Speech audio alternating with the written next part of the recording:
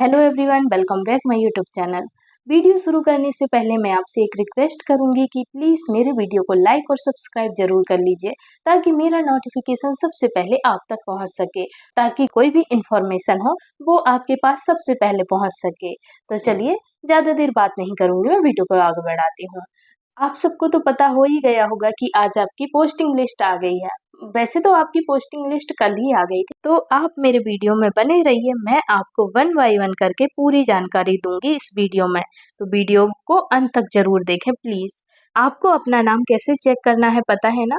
आपको अपना नाम चेक करना है, जो मेरिट लिस्ट मेरिट नंबर जो लिखा है यहाँ पर साइड में देखिएगा आप, राइट हैंड साइड देखिएगा आप, मेरिट नंबर दिखेगा। मेरिट नंबर आप मिला लीजिएगा। आपकी जो पहले मेरिट लिस्ट जो निकली थी उसमें से आप देखिएगा, आप उसमें से आपने देखा होगा आपके कितने नंबर पे नाम था, तो आप उतने नंबर पर आप इधर देख सकते हैं। अगर आपका नाम एक नंबर पे था तो आपको एक नंबर देख लेना है, तो एक नंबर में आपको अपना नाम मिल जाएगा। बहुत आसान है अपना नाम ढूंढना, तो ऐसे करके आप अपना नाम ढूंढ सकते हैं। आपको अपना सबसे पहले मेरिट नंबर देखना है, उसमें कितना नंबर है वही नंबर आप इधर ढूंढ लीजिएगा, आपको अपना नाम मिल जाएगा। नाम ढूंढना बहुत आसान है। चलिए आगे बात करते हैं। तो चलिए, जो इसमें आपको जो इम्पोर्टेंट चीज़ है वो देखनी है, जो मोस्ट इम्पोर्टेंट चीज़ है वो मैं बता देती हूँ आपको कि आपको करना क्या है आगे। आपको पोस्टिंग कैसे करनी है, मतलब ज्वाइनिंग कैसी करनी है। तो ज्वाइनिंग और पोस्टिंग बात एक ही है, तो आपको ज्वाइनिंग कैसे करनी है और आपका सेंटर कहाँ पर है। सेंटर तो आपने देख ही लिया होगा, जहाँ पर आपका मेरिट नंबर है उसी के बाजू में आपको सेंटर दिया गया है। जैसे कि इसमें दिया है HSC रक्षा PSC ढाका पूर्वी चंपारण, मतलब यहाँ इनकी पोस्टिंग है। इनका नाम क्या है? इनका नाम क्या है? अमीर शाही। इनकी पोस्टिंग कहाँ है? चंपारण में, ठीक है। ऐसे ही आप देख लेना, आपका नाम भी जिस नंबर पे आपका नाम होगा, जो नंबर है आपका मेरिट नंबर, उसी नंबर पे आपका नाम होगा और उसी नंबर के साइड में देख लीजिएगा आपका पोस्टिंग सेंटर है, ठीक है। उसी के साइड में देखिएगा आपके पोस्टिंग सेंटर दिया गया है। तो चलिए, ये तो हो गई आपकी पोस्टिंग वाली बात। तो चलिए, आपको डॉक्यूमेंट्स क्या क्या ले जाना है आप वो देख लीजिए। आपको क्या क्या डॉक्यूमेंट्स तैयार करना है वो देख लीजिए। सबसे पहले क्या क्या करना है, ठीक है। तो चलिए, फर्स्ट ऑप्शन है हमारा, फर्स्ट ऑप्शन है आपको क्या ले जाना है, कौन सा डॉक्यूमेंट्स ले जाना है। तो आपको पुलिस वेरिफिकेशन, पुलिस जो वेरिफिकेशन होता है वो ले जाना है। मतलब आपको थाने में जाके एक सत्यापन प्रतिवेदन अनुकूल प्राप्त करना है, ठीक है। सत्यापन प्रतिवेदन अनुकूल प्राप्त करना है, मतलब कि सत्यापन प्रतिवेदन का मतलब हुआ कि आपको एक पुलिस वेरिफिकेशन बनवाना है। आप कोई फर्जी इंसान तो नहीं है, ये चेक करने के लिए इसमें पुलिस वेरिफिकेशन ले रहे हैं, ठीक है। पुलिस वेरिफिकेशन बनवा के ले जाइएगा, वो एक दिन में ही बन जाएगा। आप जहाँ रहते हैं उस थाने पर जाके आप एक पुलिस वेरिफिकेशन बनवा लीजिए। कहीं कहीं आपके ऊपर कोई केस तो नहीं है या फिर आपने कोई गलत काम तो नहीं किया है, वो सब जानने के लिए, वो सब के लिए ये पुलिस वेरिफिकेशन मांगते हैं, ठीक है। नेक्स्ट डॉक्यूमेंट्स ले जाना है आपको ANM का परीक्षा मान अवधि 1 वर्ष की होनी चाहिए, कि आपको 1 वर्ष तक ईमानदारी से काम करना है।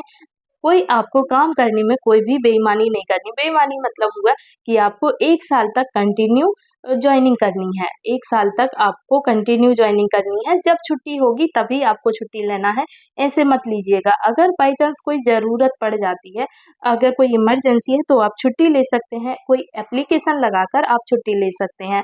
बाकी आप बिना बताए गायब मत होइएगा ज्वाइनिंग से। अगर ऐसा करेंगे तो आपकी जॉब जा सकती है। तो प्लीज़ ऐसा मत करना आप लोग कि आपने आज ज्वाइन किया और कुछ दिन में आप छुट्टी ले लें।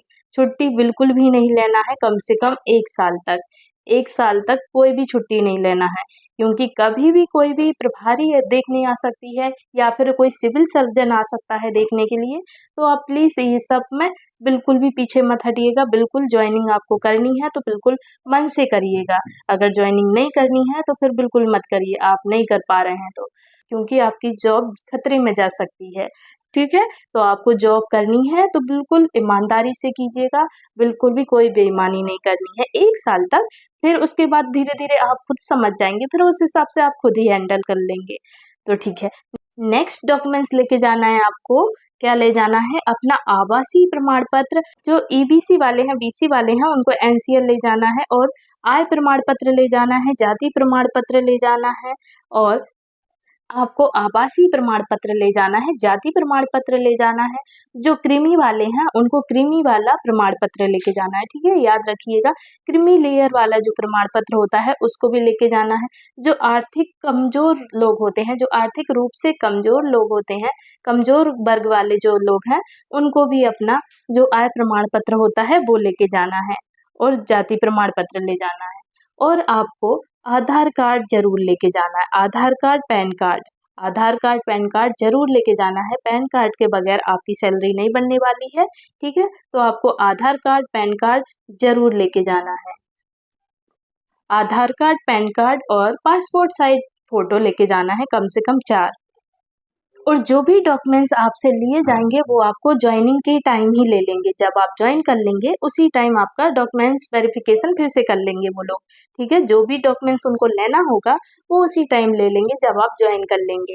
तो वो अलग से नहीं बुलाएंगे आपको कि अलग से हमको फिर से डॉक्यूमेंट वेरिफिकेशन करवाना है, ऐसा नहीं करेंगे वो। आपको जब ज्वाइन कर लेंगे आप उसी टाइम आपसे जो भी डॉक्यूमेंट्स लेना है उनको, आय, जाति प्रमाण पत्र, जो भी डॉक्यूमेंट्स लेना है वो उसी टाइम लेंगे ज्वाइन के बाद, ठीक है। अंदर ही अंदर काम होगा ज्वाइन के बाद, आपको कहीं जाने की ज़रूरत नहीं है, जॉब करना है। और आपको जो भी डॉक्यूमेंट्स मांगेंगे तो आप दे दीजिएगा, जो भी आपके पदाधिकारी होते हैं, प्रभारी होते हैं, या जो सिविल सर्जन होते हैं वो लोग बोलेंगे, ठीक है। जो इम्पोर्टेंट चीज़ है मैं वो बता रही हूँ बस आपको, ठीक है। और मोस्ट इम्पोर्टेंट आता है अपना, मोस्ट इम्पोर्टेंट आता है कौन सा, आपको त्याग पत्र देना है। त्याग पत्र जो है, अगर आप संविदा पर काम कर रहे हैं, कोई कॉन्ट्रैक्ट बेस पर काम कर रहे हैं कोई भी हॉस्पिटल में, तो आपको त्याग पत्र देना बहुत जरूरी है। पहले आप वहाँ त्याग पत्र दे देंगे, उसके बाद ही ज्वाइन कीजिएगा। पहले आप त्याग पत्र दे दीजिएगा और उस त्याग पत्र की एक फोटो कॉपी रख लीजिएगा, ताकि वहाँ दिखा सके, जहाँ आप ज्वाइन करेंगे वहाँ आप दिखा दीजिएगा कि हमने यहाँ से त्याग पत्र दे दिया। अगर वो पूछते हैं तभी आपको त्याग पत्र की फोटोकॉपी दिखाना है, वरना अगर नहीं पूछेंगे तो कोई ज़रूरत नहीं है त्याग पत्र दिखाने की। तो पर त्याग पत्र देना बहुत ज़रूरी है। आप 2 जॉब एक साथ नहीं कर सकते हैं, तो त्याग पत्र देना ज़रूरी है। या फिर आप ये जॉब कर सकते हैं या फिर वो जॉब कर सकते हैं। आपको जो जॉब आपको सुइटेबल लग रही है आप वो कर सकते हैं। पर आपको, अगर आप ये वाली ज्वाइन कर रहे हैं तो इसमें आपको त्याग पत्र देना ज़रूरी है। आप पहले वाली जॉब से त्याग पत्र देंगे तभी जाके आप उस जॉब में ज्वाइन करेंगे, ठीक है। एक और मोस्ट इम्पोर्टेंट चीज़ है, वो है आपको क्या है, आपको शल्य चिकित्सा से क्या करवाना है, मेडिकल सर्टिफिकेट बनवाना है, ठीक है। क्या बनवाना है, आपका जो मेडिकल सर्टिफिकेट है वो बनवाना है, वो बनवाना जरूरी है। आपका चेकअप जो होता है, पूरा मेडिकल सर्टिफिकेट है वो बनता है, कोई भी हॉस्पिटल में बन जाएगा, सरकारी हॉस्पिटल जैसे सदर हॉस्पिटल है वहाँ आपका जो है मेडिकल सर्टिफिकेट बन जाएगा। सदर हॉस्पिटल में मेडिकल सर्टिफिकेट बनता है, वहाँ सिविल सर्जन होते हैं वो बना के देंगे, वो भी आपका एक दिन में बन जाएगा, ठीक है। सदर हॉस्पिटल में आपका मेडिकल सर्टिफिकेट एक दिन में बन जाएगा, तो वहाँ से बनवा लीजिएगा। जो भी आपकी जुगाड़ है कैसे भी करके बनवा लीजिएगा। तो आप जितना जल्दी हो सके उतना जल्दी बनवा लीजिए अगर आपको ज्वाइन करना है तो, ठीक है। तो आप ये सब डॉक्यूमेंट्स बिल्कुल रेडी रखिए। और अगर आपके पास पैन कार्ड नहीं है तो पैन कार्ड बनवा लीजिए। किसी भी ऑनलाइन शॉप पे जाके पूछेंगे कि आप पैन कार्ड बनाते, तो वो बना देंगे। कम से कम 1 हफ्ता लगता है पैन कार्ड बनाने में, तो आप 1 हफ्ते में पैन कार्ड आराम से बनवा सकते हैं। पैन कार्ड बनवाना बहुत ज़रूरी है, आप पैन कार्ड बनवा लीजिए, नहीं तो आपकी सैलरी नहीं आएगी। पैन कार्ड से ही सैलरी आती है, ठीक है। पैन कार्ड, आधार कार्ड, ये सब होना ज़रूरी है। पैन कार्ड और आधार कार्ड बिल्कुल रेडी रखिएगा। अगर आपका आधार कार्ड भी अपडेट नहीं हुआ होगा तो वो भी अपडेट करवा लीजिएगा, ठीक है। अब आधार कार्ड सरकारी उसमें बनने लगे हैं सेंटर पर, तहसील में बनता है आधार कार्ड। आधार कार्ड तहसील में बनता है तो वहाँ जाके आप बनवा लीजिएगा, अगर आपका आधार कार्ड अपडेट नहीं है तो, नहीं तो फिंगर नहीं आएंगे आपके। इसलिए आधार कार्ड में फिंगर लाना वो सब ज़रूरी है। तो आधार कार्ड को अपडेट करवा लीजिएगा, जिसका बहुत पहले बना हुआ होगा तो उसे अपडेट करवाना बहुत ज़रूरी है। तो आप ये सब डॉक्यूमेंट्स बिल्कुल रेडी रखिए। और जो सदर हॉस्पिटल से जो मेडिकल सर्टिफिकेट है उसको ज़रूर ले लीजिएगा, ठीक है। मेडिकल सर्टिफिकेट लेना बहुत ज़रूरी है। कोई भी जॉब में मेडिकल सर्टिफिकेट तो लगता ही है, वो तो आपको पता ही होगा। अगर आपकी कोई सदर हॉस्पिटल में पहचान है या जुगाड़ है तो आप वहाँ से बनवा लीजिए, 1 दिन में वो बना के दे देंगे। फिर आता है आपको योगदान की तिथि से ही वेतन आदि का भुगतान किया जाएगा। मतलब उसी दिन से, जिस दिन से आप ज्वाइन कर लेंगे, जिस दिन से आप ज्वाइनिंग स्टार्ट करेंगे, उसी दिन से आपको वेतन स्टार्ट हो जाएगा। जो भी आपकी सैलरी है 40,000 जितनी सैलरी है वो आपको उसी दिन से स्टार्ट हो जाएगी। मतलब उसी दिन से सैलरी बनना आपकी स्टार्ट हो जाएगी। ठीक है, उसी दिन मिलेगी नहीं पर उसी दिन से बनना स्टार्ट हो जाएगी। ओके, तो उस दिन ये मत सोच लेना कि उसी दिन से सैलरी मिल जाएगी, उस दिन से सैलरी नहीं मिलेगी भाई।